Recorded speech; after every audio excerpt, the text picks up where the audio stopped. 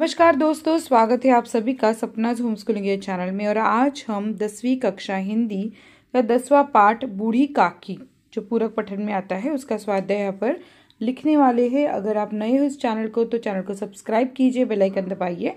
मेरा नाम है सपना और मैं पुणे जिले से हूँ। आप कहाँ से हमारा वीडियो देख रहे हैं मुझे जरूर बताइएगा। और इस पाठ में हमने सभी प्रश्नों को यहाँ पे लिखा है और उनके उत्तर लिखे हैं। श्रवणीय में प्रश्न पूछा गया है, बड़ों से कोई ऐसी कहानी सुनिए जिसके आखिरी हिस्से में कठिन परिस्थितियों से जीतने का संदेश मिल रहा हो। उसका उत्तर है, घर में बड़े बूढ़ों द्वारा बच्चों को सुनाई जाने वाले ऐसे कई किस्से और कहानियां। इन्हीं में से एक है मंद बुद्धि से बुद्धिमान बने बालक वरदराज की कहानी। वरदराज नाम का एक मंद बुद्धि बालक था। वरदराज पढ़ने में बहुत कमजोर था, इस वजह से सब उसका बहुत मजाक उड़ाते थे। कोई उसे मंदबुद्धि कहता तो कोई मूर्ख कहता था। उसके सभी सहपाठी जो उसके पास साथ पढ़ते थे, वे आगे की कक्षा में पहुंच गए, लेकिन बालक वरदराज एक ही कक्षा में कई साल तक अटका रहा। उसे पढ़ाई लिखाई समझ में नहीं आती थी। पढ़ाई में कमजोर होने की वजह से शिक्षक उसे पसंद नहीं करते थे। अंत में उसे विद्यालय से यह कहकर निकाल दिया गया कि वह पढ़ने लिखने में असमर्थ है। इसके बाद निराश माता पिता ने वरदराज को पढ़ने के लिए गुरुकुल भेज दिया। वहां भी वरदराज का पढ़ाई में हाल ऐसा ही था। शिक्षकों और सहपाठियों के तानों से परेशान एक दिन वरदराज कड़ी धूप में कहीं जा रहा था। रास्ते में उसे बहुत प्यास लगी। वरदराज ने अपने आसपास देखा तो उसे एक कुआं नजर आया। वरदराज उस कुएं के पास पहुंचा। वहां वरदराज ने देखा कि कुएं की जगह पर रस्सी की रगड़ ने पत्थर पर भी निशान बना दिए हैं। इस घटना ने बालक वरदराज के मन मस्तिष्क पर गहरा प्रभाव डाला। उसे समझ आ गया कि रस्सी की लगातार रगड़ से पत्थर में भी लकीरें पड़ सकती है, तो बार बार अभ्यास करने से उसे भी पढ़ना क्यों नहीं आएगा।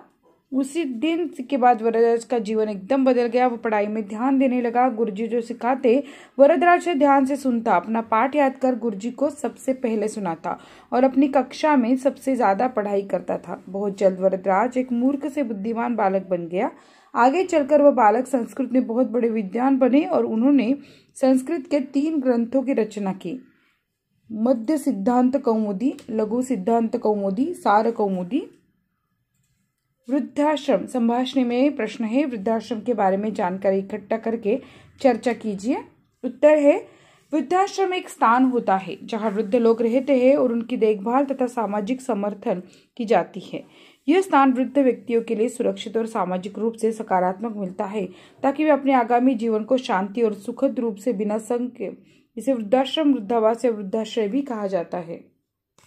वृद्धाश्रम का मुख्य उद्देश्य वृद्ध लोगों को एक सुरक्षित और सामाजिक बंधनों से भरपूर माहौल में रहने का अवसर प्रदान करना है। यह वृद्ध लोगों की उचित चिकित्सा सेवाएं, आहार, रोजगार और सामाजिक समर्थन प्रदान किया जाता है। वृद्धाश्रम गोष्ठियों, योजनाओं और स्वयंसेवी समूहों के माध्यम से वृद्ध लोगों को सामाजिक एवं मानव सेवा प्रदान करते हैं। विभिन्न देशों में वृद्धाश्रमों की प्रकृति और विधवाएं अलग हो सकती है, लेकिन सामान्यतः इनका लक्ष्य वृद्ध लोगों को समर्थन प्रदान करना और उन्हें समाज में सम्मान दिलाना होता है। भारतीय कुटुंब व्यवस्था पर भाषण के मुद्दे लिखिए। उत्तर, भारतीय कुटुंब व्यवस्था पर एक भाषण में कई मुद्दे शामिल किए जा सकते हैं जो इस परंपरागत और समृद्धि से भरे संस्कृति को दर्शाते हैं। यह कुछ मुद्दे हैं जो आपके भाषण को समृद्धि से भर देंगे।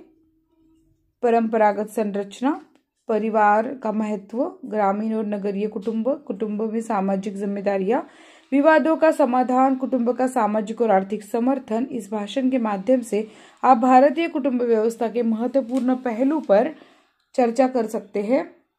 पठनीय में है, चलती फिरती पाठशाला उपक्रम के बारे में जानकारी इकट्ठा करके पढ़िए और सुनाइए। यह चलती फिरती पाठशाला होगी जिसमें बैठकर बच्चे पढ़ सकेंगे। इसके लिए 2 विशेष बसें तैयार की जा रही है जो क्लासरूम का काम करेगी। कॉर्पोरेट सोशल रिस्पॉन्सिबिलिटी के तहत जिला प्रशासन इस चलते फिरते स्कूल की योजना पर काम कर रहा है, यानी जो बच्चे स्कूल नहीं जा सकते, स्कूल खुद उनके पास पहुंचेगा। सूचना के अनुसार कृतियां कीजिए। स्वभाव के आधार पर पात्र का नाम, क्रोधी रूपा, लालची बुद्धिराम, शरारती दोनों लड़के और स्नेहिल लाडली। बूढ़ी काकी को ललचाने वाले व्यंजन, रूपा कचौड़िया, मसालेदार तरकारी और रायता। बुद्धिराम का काकी के प्रति दुर्व्यवहार दर्शाने वाले 4 बातें, एक, बूढ़ी काकी की संपत्ति अपने नाम लिखाते समय किए गए लंबे चौड़े वादों को बुद्धिराम द्वारा न निभाना। 2, बूढ़ी काकी को भरपेट भोजन न देना। 3, भोजन कर रहे मेहमानों के बीच रेंगती हुई बूढ़ी काकी के पहुंच जाने पर बुद्धिराम द्वारा निर्दयता पूर्वक पकड़कर उनकी कोठरी में ले जाकर पटक देना। 4, बूढ़ी काकी के व्यवहार से रुष्ट होने के कारण तिलक उत्सव में सभी मेहमानों और घर वालों के भोजन कर लेने के बाद भी बुद्धिराम द्वारा उन्हें खाने के लिए न पूछना। प्रश्न 4, कारण लिखिए। एक, बूढ़ी काकी ने भतीजे के नाम पर सारी संपत्ति लिख दी। कारण, बूढ़ी काकी के परिवार में अब एक भतीजे के सिवाय और कोई नहीं था, इसलिए उन्होंने भतीजे के नाम सारी संपत्ति लिख दी। 2, लाडली ने पुड़िया छिपा कर रखी। लाडली उन पुड़ियों को बूढ़ी काकी के पास ले जाना चाहती थी ताकि वो उन्हें खा सके। 3, बुद्धिराम ने काकी को अंधेरी कोठरी में धम से पटक दिया। कारण, बूढ़ी काकी रेंगती हुई भोजन कर रहे मेहमान मंडल के बीच पहुंच गई थी, इससे कई लोग चौंक कर उठ खड़े हुए थे। बुद्धिराम को इससे गुस्सा आया और उसने काकी को वहां से उठाकर कोठरी में ले जाकर धम से पटक दिया। 4, अंग्रेजी पढ़े नवयुवक उदासीन थे। कारण, अंग्रेजी पढ़े नवयुवक उदासीन थे क्योंकि वे गवार मंडली में बोलना अथवा सम्मिलित होना अपनी प्रतिष्ठा के प्रतिकूल समझते थे। सूचना के अनुसार शब्द में परिवर्तन कीजिए। बच्चा विलोम, बच्चा लिंग और पर्यायवाची और बहुवचन। बच्चे का विलोम है बूढ़ा, बच्चे का लिंग है बच्ची, बच्चे का पर्यायवाची है बालक या लड़का और बहुवचन है बच्चे। अभिव्यक्ति में बुजुर्ग आदर सम्मान के पात्र होते, दया के नहीं। इस सुवचन पर अपने विचार लिखिए। उत्तर है, हमें यह बात याद रखनी चाहिए कि आज जो व्यक्ति बुजुर्ग है वह हमेशा बूढ़ा और असहाय नहीं था, वह भी पहले युवा था। उसने अपने परिवार का पालन पोषण और उसकी देखरेख की थी। उसने तरह तरह की समस्याओं का सामना किया था और उन्हें अपने तरीके से हल किया था। उसे जीवन जीने का अनुभव है, लेकिन वृद्ध हो जाने पर किसी किसी परिवार में बुजुर्गों को किनारे कर दिया जाता है। उनकी सलाह या सुझाव को कोई महत्व नहीं दिया जाता। इस तरह के व्यवहार से बुजुर्गों को अपने सम्मान पर ठेस लगनी महसूस होती है। किसी किसी परिवार में तो बुजुर्गों के खाने पीने की भी किसी को चिंता नहीं रहती। घर के लोग अपने में मगन रहते हैं और बुजुर्गों को कोई ख्याल नहीं रखता। बुजुर्गों को खाने पीने के लिए उनका मुंह ताकना पड़ता है। हमें यह बात नहीं भूलनी चाहिए कि हम इन बुजुर्गों को संतान हैं। उनके पर्याप्त सम्मान देना और उनकी हर प्रकार से देखरेख करना हमारा फर्ज है। बुजुर्गों की प्रसन्नता और इन अनेक आशीर्वाद से ही परिवार फूलता फलता और खुशहाल रहता है। इसलिए बुजुर्गों को हमें सदा आदर सम्मान देना चाहिए और उनकी देखरेख करनी चाहिए। भाषा बिंदु में निम्नलिखित क्रियाओं के प्रथम तथा द्वितीय प्रेरणार्थक रूप लिखिए। भूलना प्रथम रूप है भुलाना, द्वितीय है भुलवाना। पीसना प्रथम पिसना और द्वितीय है पिसवाना। मांगना मंगना और मंगवाना। तोड़ना है तुड़ना तुड़वाना। बेचना बेचना बेचवाना। कहना है कहाना कहलना कहवाना कहलवाना। नहाना है नहलाना नहलवाना।